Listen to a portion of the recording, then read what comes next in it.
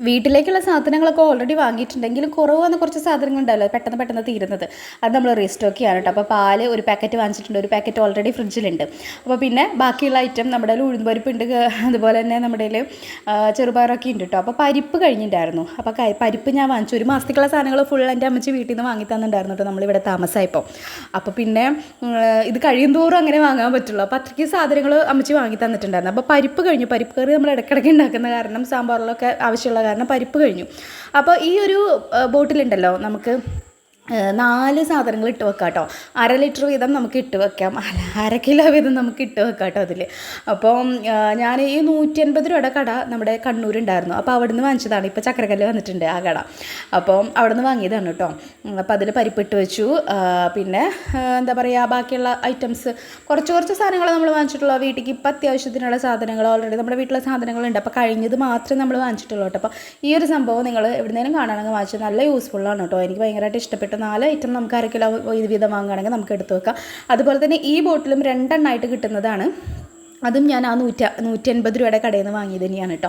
ഇതെനിക്ക് ഭയങ്കരമായിട്ട് ഇഷ്ടപ്പെട്ടു. നല്ല ഗ്ലാസ് ബോട്ടിൽ പോലെ തോന്നുന്ന ഒരു പ്ലാസ്റ്റിക് ബോട്ടിൽ, നല്ല അത്യാവശ്യത്തിന് കനവും കാര്യങ്ങളൊക്കെ ഉണ്ട്. അപ്പോൾ ഗ്രീൻ ബീൻസ് ഇവിടെ ഇടയ്ക്കിടയ്ക്ക് വെക്കും. എൻ്റെ ഹസ്ബൻഡിന് ഗ്രീൻ ബീൻസ് ഭയങ്കര ഇഷ്ടമാണ്. അപ്പോൾ അത് ഞാൻ റീസ്റ്റോക്ക് ചെയ്ത് വെച്ചിട്ടുണ്ട്. അത് ഓൾറെഡി ഉണ്ടായിരുന്നു, നമ്മൾ പറഞ്ഞില്ലേ, കഴിഞ്ഞു. പിന്നെ ഈ കണ്ണൂരുകാരുടെ സ്പെഷ്യലാണെന്ന് തോന്നുന്നു അവിലിസ്തിരി, അവിലും പയറും കഴിക്കുക, അവിലും ഓമപ്പൊടിയും കഴിക്കുക, അങ്ങനെ പല ഇതുണ്ട്. അപ്പോൾ എൻ്റെ അമ്മച്ചി തന്നെ ഞാനിതൊക്കെ പറഞ്ഞപ്പോൾ എനിക്ക് ഒരു 2-3 കിലോ അവിൽ വാങ്ങിച്ചു തന്നിട്ടുണ്ടായിരുന്നു. അപ്പോൾ അതൊക്കെ 1.5 മാസം കൊണ്ട് തീർന്നു. വൈകുന്നേരം ചിലപ്പോൾ അതുണ്ടാക്കും, അവിൽ നനയ്ക്കുക, അവിൽ ഉപ്പുമാവ് ഉണ്ടാക്കുക, പിന്നെ അവിലിസ്തിരി ഉണ്ടാക്കുക ഒക്കെ ആയിട്ട് അത് കഴിഞ്ഞു. അപ്പം ഞാനൊരു 1 കിലോൻ്റെ ഞാൻ തോന്നുന്നുണ്ട് ഒരു വലിയ പാക്കറ്റ് കണ്ടപ്പോൾ ഞാൻ വാങ്ങി, അവലും വാങ്ങി വെച്ചുവിട്ടാൽ. പിന്നെയുള്ളത് നമ്മുടെ വെളിച്ചെണ്ണകളാണ്. പിന്നെ പുട്ടുപൊടി. ഇവിടെ അമ്മൂമ്മയ്ക്ക് ഡെയിലി പുട്ടാണ് മെയിൻ. നമ്മൾ ഇഡ്ഡലിയൊക്കെ ഉണ്ടാക്കുകയാണെങ്കിലും ദോശയൊക്കെ ഉണ്ടെങ്കിലും പുട്ട് തന്നെ വേണം. പിന്നെ നമ്മൾ മറ്റേ ഇവിടുത്തെ പച്ചരി ദോശ ഉണ്ടാക്കുകയാണെങ്കിൽ മാത്രമേ പുട്ടുപൊടി വേണ്ടാത്തതായിട്ടുള്ളൂ. ബാക്കി പുട്ടുപൊടി പുള്ളിക്കാരത്തേക്ക് പുട്ട് ഡെയിലി മസ്റ്റ് എന്ന് പറഞ്ഞ പോലെയാണ്. അപ്പോൾ പുട്ട് വാങ്ങിച്ചു. പിന്നെ നമ്മൾ പച്ചരി 2 കിലോ വാങ്ങിച്ചു. ഇവിടെ പച്ചരി ദോശ പ്രധാനമായിട്ട് ഉണ്ടാക്കുന്നൊരു സാധനമായി കണ്ണൂർ. പച്ചരി മാത്രം കുതിർത്തിട്ട് കാലത്ത് പച്ചരിയിൽ കുറച്ച് ഉള്ളിയും സവാള ഉണ്ടാ, കുറച്ച് പകുതി സവാളയും വേണമെങ്കിൽ മറ്റേ നമ്മുടെ സാധാ ചെറുള്ളി അതിൽ അരിഞ്ഞിടാം. പിന്നെ അതിലേക്ക് കുറച്ച് തേങ്ങ ഇട്ടിട്ട് ഉപ്പിട്ടിട്ട് അരയ്ക്കും. എന്നിട്ട് അപ്പം തന്നെ ഉണ്ടാക്കും, നല്ലോണം വെള്ളം പോലെ ആക്കിയിട്ട് ഒരു നീർദോശ പോലെ കേട്ടോ. അപ്പോൾ ബാക്കിയുള്ള ഞാൻ എടുത്ത് വയ്ക്കുന്നുണ്ട്. നാളത്തേക്ക് ദോശ ഉണ്ടാക്കണോ എന്ന് ആലോചിക്കുന്നുണ്ട്. ആ പാത്രത്തിൽ മുഴുവൻ കൊള്ളില്ല. അപ്പോൾ ബാക്കിയുള്ള ഞാനിങ്ങനെ ഒരു ബക്കറ്റ് ഉണ്ട്, കുഞ്ഞി ബക്കറ്റ്. ഇത് നമ്മൾ പണ്ട് എപ്പോഴോ വാങ്ങിച്ചിട്ടുള്ള കേട്ടോ, മോൻ്റെ പലഹാരപ്പെട്ടിയൊക്കെ ഇട്ട് വെക്കാൻ വേണ്ടിയിട്ട് നമ്മൾ പഴയ തറവാട്ടിലുള്ള അപ്പോൾ വാങ്ങിയതാണ്. അപ്പം അതിലിട്ട് വെച്ചിട്ടുണ്ട്. പിന്നെ സോസും, പിന്നെ അവന് നാളെ നമ്മുടെ പിസ ഉണ്ടാക്കി കൊടുക്കണം എന്ന് ഞാൻ വിചാരിക്കുന്നുണ്ട്. അപ്പോൾ അതിനുള്ള സോസും കാര്യങ്ങളൊക്കെ വാങ്ങിച്ചു വെച്ചാൽ ഫ്രിഡ്ജിൽ അങ്ങനെ തന്നെ വെച്ചിട്ട്, കാരണം കണ്ടു കഴിഞ്ഞാൽ ടൊമാറ്റോ സോസ് ഉണ്ടെങ്കിൽ അവനെടുത്ത് കഴിക്കും. അപ്പോൾ പിന്നെ ഞാനത് മാറ്റി വെച്ചു.